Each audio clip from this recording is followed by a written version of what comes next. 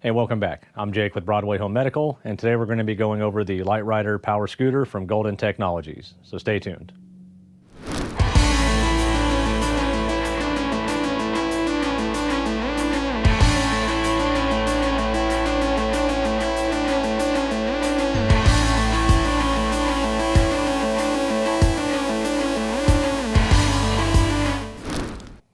The LiteRider from Golden Technologies is one of its transportable scooters.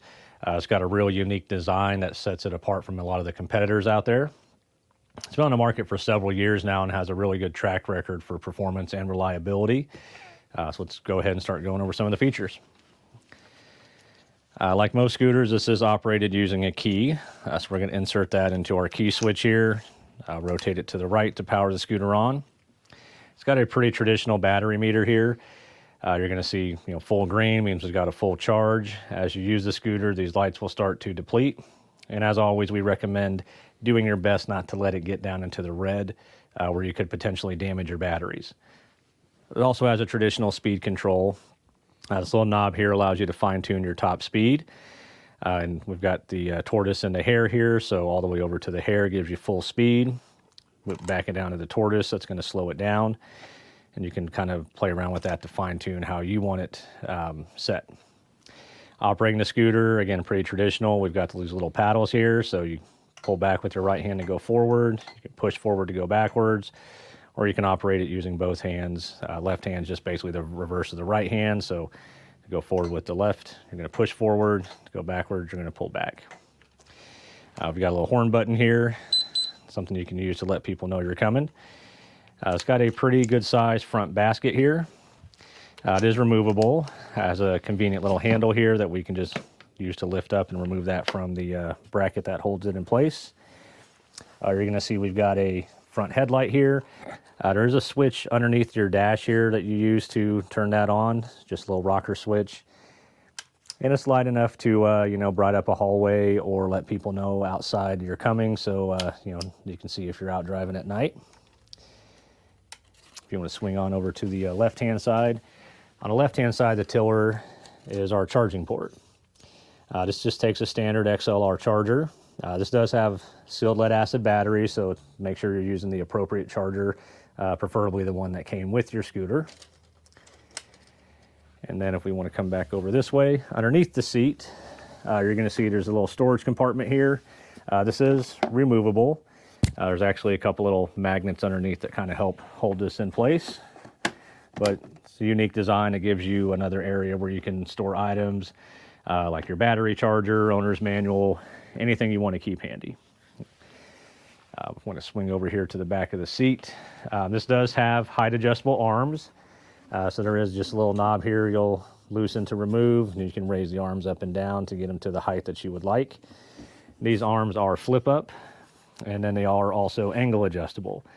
This little bolt right here allows you to adjust the angle of the arms. You can also adjust the width of the arms. There's a couple set screws located here and here that you will loosen up and allows you to adjust the width. This does have your standard 1-inch receiver tube that allows you to install accessories like a rear basket, walker holders, cane holders. If you're on oxygen, you can put oxygen tank holders in here. Then we do have our battery here. When the scooter is disassembled and you have the battery removed, you can actually charge the battery when it's not on the scooter. It's got the same little XLR port on the battery pack as well. On the right-hand side of the battery, you're going to see our little breaker reset. This is a kind of a safety feature that will keep from overloading the electronics of the scooter if you happen to overload it with weight or try to go up too steep of a hill or too thick of a grass. Key indicator for when this might be popped is if you put your key in, turn it on, and you get absolutely no power to the scooter whatsoever. First thing I always tell people to check is make sure your breaker's not popped out. Then we have our freewheel lever here. We lock this back. That will alarm if you have the scooter turned on, but it also makes it to where if you need to, we can now free roll the scooter. Just make sure we pop this back forward when you're ready to drive again. So this scooter has a upgraded seat. This is actually one of the more comfortable seats on the market right now. It's got a nice little quilted pattern here with some stitching, but it's also got really good padding, kind of a medium back, and it's very, very comfortable. So as we mentioned before, this is one of Golden's transportable scooters. So we'll get into how to disassemble the scooter and reassemble it if you need to be able to do that to transport it. So first step in that process, we're going to fold the backrest down. To do that, you're just going to push forward on it. This does have a swivel seat as well. There's a lever here that you'll lift up, allows you to swivel the seat, and it will swivel a full 360 degrees. But you also need to lift this lever here in order to release the seat so that we can remove it. From here, your batteries are contained in this pack, and to remove the batteries, we're just going to grab the handle and lift up. And then to separate the transaxle from the frame, there is a lever right here. Lift up on that. And that allows you to disconnect your motor and transaxle. Then from here, we can loosen this knob. This knob also works to allow you to adjust the angle of the tiller here. But we can do that, fold our tiller down, tighten back up. And then on the front of the scooter, we skipped over this earlier, but this little spring-loaded knob right here allows you to lock the tiller. If we get this back in position. There we go. If you don't have that wheel perfectly straight, that knob will kind of give you some fits. And what that does is it keeps your tiller from swinging left to right. So if it's in the trunk of your vehicle or cargo area and you're driving around, it's not swinging around and banging into things. So as you can see, it's fairly easy to disassemble it. Lightens the load up, makes this a lot more manageable for people to load into the back of a vehicle. When it's disassembled, your heaviest piece is going to be this front section here, and it's going to come in at 44 pounds.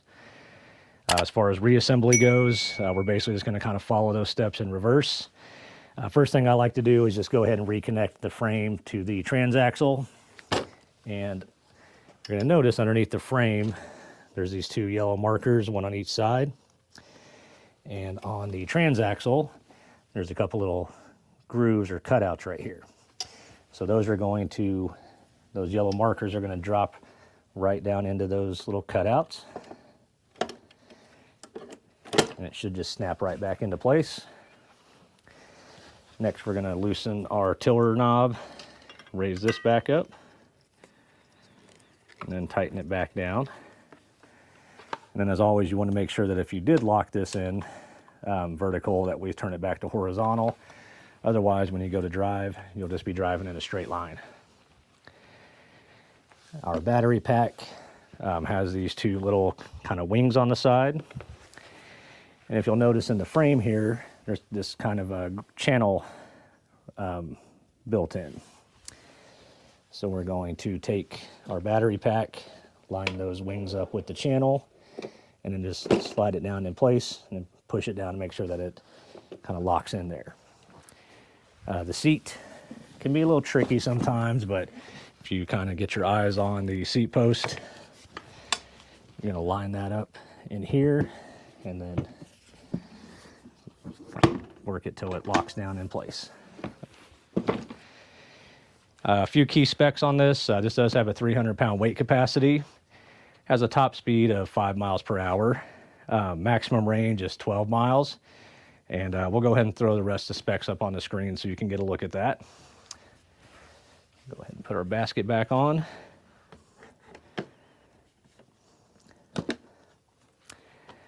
And I think after that, we're ready to take this thing for a test drive.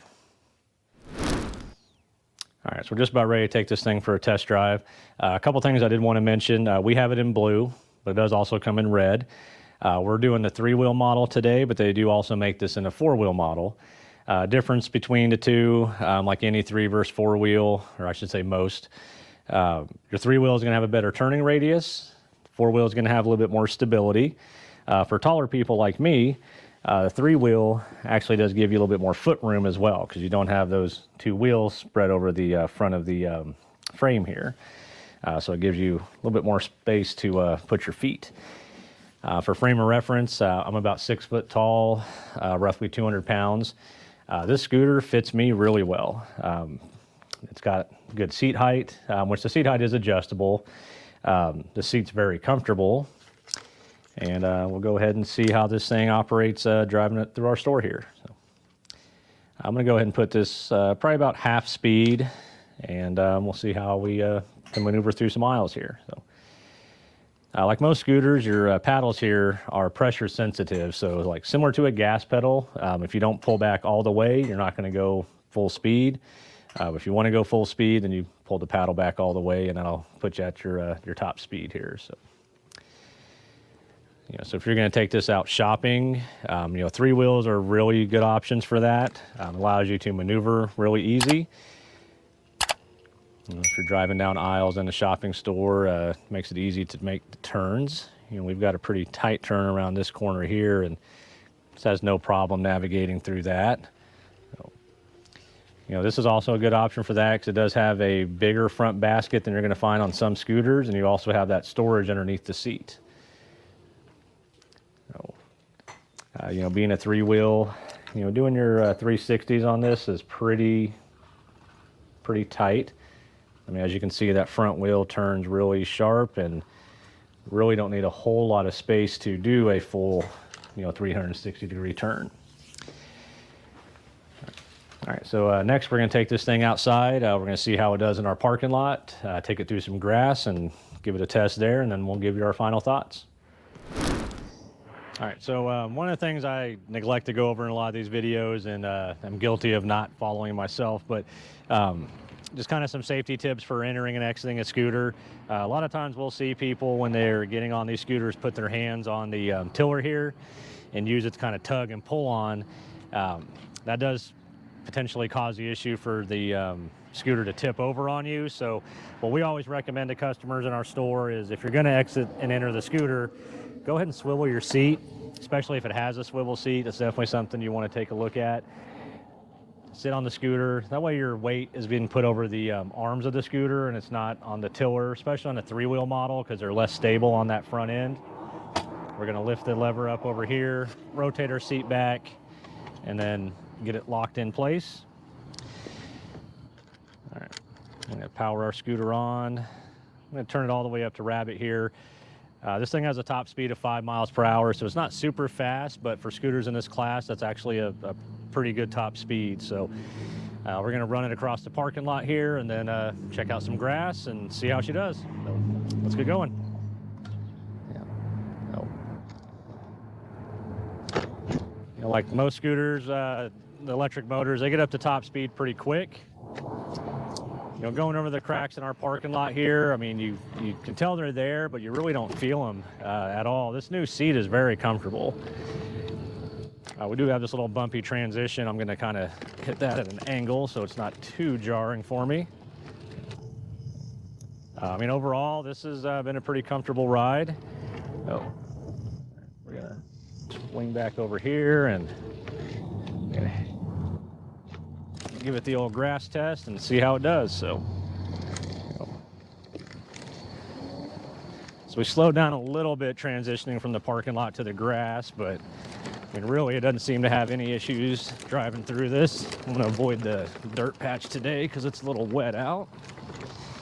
It's definitely a bumpy ride. There's no suspension on this scooter, but it's not terrible. It's not super uncomfortable. And of course, if I wasn't going full speed, it'd be even a little bit smoother. So I'm going to back it down here a little bit. And you can actually tell a big difference just slowing it down going through the grass. For being a transportable scooter, this thing does have pretty good sized tires. Has good ground clearance as well.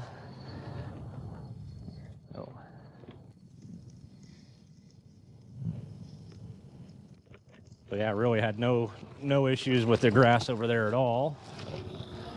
We're gonna swing up over here and I'll give you guys our final thoughts.